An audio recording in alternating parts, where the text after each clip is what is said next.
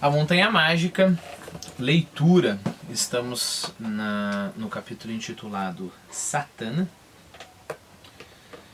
Este é o 9º vídeo, na página 78. O senhor fala com tanta graça, senhor Settembrini, disse Hus Castor. Com tanta vivacidade. Nem sei como chamar o seu jeito de falar. Plástico, talvez?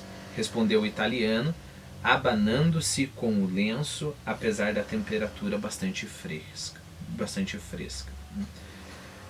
Bom, esse plástico em inglês ele foi traduzido como plastic mesmo, né? Geralmente a gente fala sobre plástico, né? Só que a gente não tem muito claro o que a gente quer dizer com isso. Então eu só quero ler as definições aqui para a gente tentar aplicar esses conceitos ao modo de Settembrini falar e ver até onde que isso funciona, né? Então vamos lá. Plástico pode ser capaz de ser moldado, modelado. Então vamos começar a criar nossa imagem, né? Então a gente tem uma massa plástica, né? Segundo significado, que dá forma ou é capaz de dar forma ou de alterar uma forma. Por exemplo, as forças plásticas da tectônica. Então vai formar, né, as montanhas e assim por diante. Cujo objetivo é a elaboração de formas, artes plásticas, por isso que a gente elabora as formas, né? Representante ou que envolve a cirurgia estética, tá bom? Capaz de dar soluções estéticas a algo, né? O gênio plástico dos artistas micenianos, capaz de moldar, para a gente começar a usar a mesma linguagem, moldar soluções estéticas, né? Pode ser também belo quanto à forma, ao aspecto, no sentido de pictórico, né? A beleza plástica de uma cena. Feito de ou consistente num plástico. Bom, aqui é plástico, não, material. Que se pode estirar ou comprimir sem se romper ou quebrar.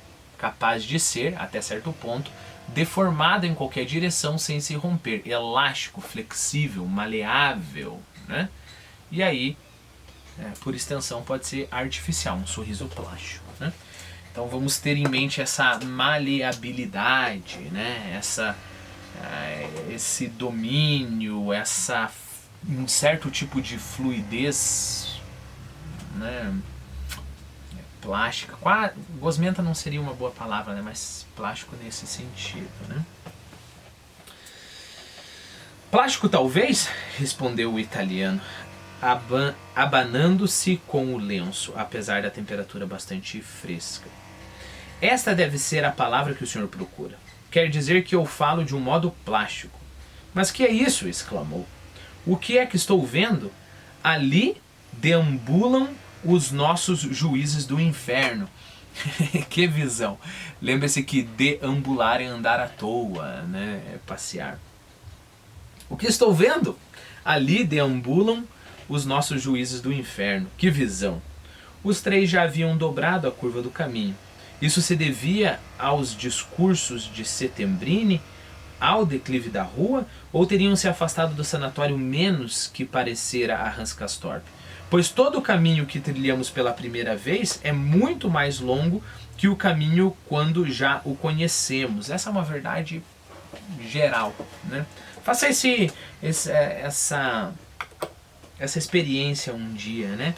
Decida andar ali por seu bairro, em algum lugar, por ruas aleatórias, assim, ruas que pelas quais você nunca anda, né? E aí aproveite para se distrair um pouco, não levar o telefone, né? E aí marque o tempo, tipo 10 minutos andando, né? Você tem uma sensação de tempo assim que é uma coisa extremamente interessante, né? Eu acho que num desses vídeos eu já contei sobre isso. Às vezes eu venho aqui para a escola caminhando, né? E dá o que? 1h40 de caminhada, né? 9 quilômetros. E principalmente as primeiras vezes e principalmente as vezes em que eu pego, né? Eu vou entrando por uma rua, outra. Quando eu vejo que é uma rua que eu já conheço, eu evito, vou para outra. Assim, às vezes eu chegava aqui à escola e tinha a impressão que eu estava andando por 2 meses, assim, sabe? Foi uma grande jornada, eu sou uma pessoa diferente agora, né? Se eu começo a pegar só esse caminho toda vez, esse caminho começa a fazer parte da minha rotina e ele começa a diminuir cada vez mais, né? E essa é a explicação para que quando nós estamos indo... Repare, isso tem a ver com a riqueza de significado. Quando você está indo, você está vendo muito significado, né? Então, essa casa, nossa, olha essa árvore, nossa, olha aquilo ali, é muito significado. E o significado, ele expande o tempo. Se esses significados já estão bem estabilizados, o tempo contrai, né? A gente vai ter essa conversa sobre o tempo, uma conversa extremamente interessante, daqui talvez umas 60, 70 páginas. Mas já tenha isso em mente, né? O significado, aquilo que é muito cheio de significado, ele expande o tempo. Pense, já comece a pensar agora, depois a gente rever, como que 5 dias de férias, né, esses 5 dias parecem que eles fazem uma ruptura na sua vida. Ah, lembra aquele tempo que eu estava de férias? Né? E enquanto 10 anos trabalhando num lugar, você também vai falar, lembra daquele tempo que eu estava trabalhando naquele lugar? E se o trabalho, se você tem um azar de ter um trabalho repetitivo, etc., vai parecer que dali a 50 anos, quando você estiver velhinho, vai parecer que as duas coisas têm o mesmo peso temporal, né? Nossa, eu passei 5 dias em Aruba, sei lá o que você gosta. Ou eu fui para os Alpes Suíços, né? Ou eu fui para casa da minha tia, né, e conversei com aquele monte de gente que eu nunca conheci na vida, naquela cidadezinha. Conheci um monte de gente, 5 dias. Nossa, eu trabalhei 10 anos naquela empresa. Fosse como fosse, o regresso se realizara com uma rapidez surpreendente.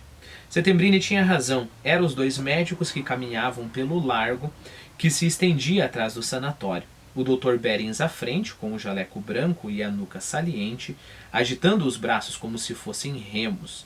E o Dr. Krokowski, seguindo-lhe as pegadas com o seu blusão preto, lançando olhares em torno de si, que se mostravam tanto mais orgulhosos na medida em que a ética profissional o obrigasse, em serviço, a manter-se atrás do chefe. Ah, Krokowski! Gritou Settembrini. Lá vai ele e conhece todos os segredos das nossas damas. Não deixem de reparar no refinado simbolismo da sua vestimenta. Ele anda de preto, para indicar o seu campo de estudos mais peculiar, para indicar que seu campo de estudos mais peculiar é a noite. Esse homem tem na cabeça um único pensamento, e tal pensamento é sórdido. Ele é um psicólogo, né? Então pegue o ideal de um psicólogo, que o psicólogo acha, né? Principalmente depois de Freud, né? E, bom, aí a gente sabe interpretar. Como pode, engenheiro, que ainda não tenhamos falado dele? O senhor já chegou a conhecê-lo? Castorp disse que sim. E então, começo a crer que ele também lhe agrada. Francamente não sei, Sr. Settembrini. Falei com ele apenas uns poucos instantes. E não tenho o hábito de formar uma opinião precipitada. Costumo olhar as pessoas e pensar, então és assim? Muito bem.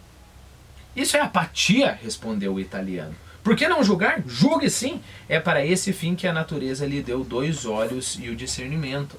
O senhor achou que eu fui maledicente? Mas se falei assim, não o fiz sem intenção pedagógica. Nós, os humanistas, temos todos uma veia pedagógica. Meus senhores, o laço histórico entre o humanismo e a pedagogia é a prova do laço psicológico que existe entre ambos. Então a pedagogia e o humanismo estão muito, muito próximos um do outro. Não convém privar o humanista da sua função educadora.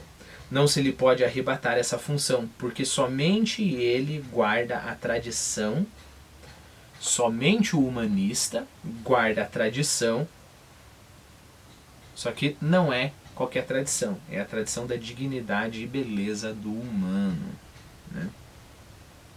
Um dia, o humanista substituiu o sacerdote, que numa época sombria e misantrópica, ou seja, uma época que odeia o homem, né, ousara arrogar-se a condução da juventude.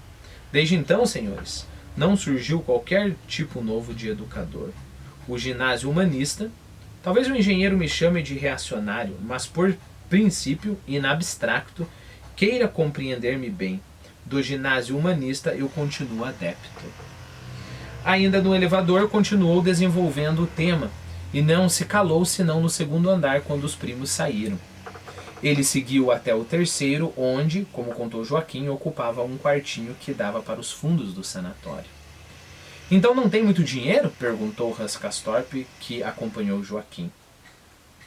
O quarto do primo era totalmente igual ao seu, em frente.